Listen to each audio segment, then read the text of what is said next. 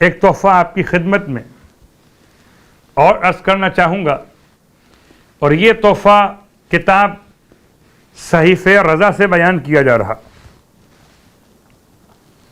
یعنی اس انداز سے کہ جہاں پر انسان بیماریوں کے مشکلات کے دور میں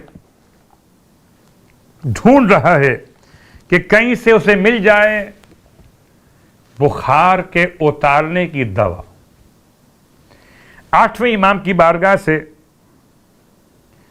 حسن بن علی وشا سے روایت ہوئی ہے کہ آپ نے فرمایا حسن ابن علی وشا سے کہ تیرا چہرہ زرد کیوں ہے؟ کہتے میں نے کہا کہ سخت بخار میں مبتلا ہوں۔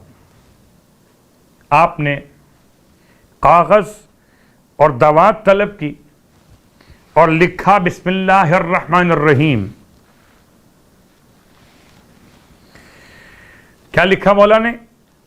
الف بے جیم دال ابجد حوز ہا دو جشمی واو اور زا حوز حتی ہا اور توئیں اور یہ، پھر آگے فلان بن فلان مریض کا نام لکھا۔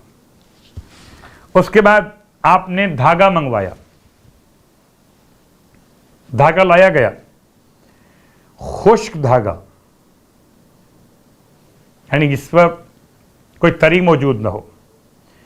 آپ نے اسے درمیان سے گرا دی، بالکل سینٹر سے آپ نے اس دھاگے پر گرا باندھی، اور اس کے گرا کے دائیں طرف 4 اور بائیں طرف 3 گرہیں باندھی،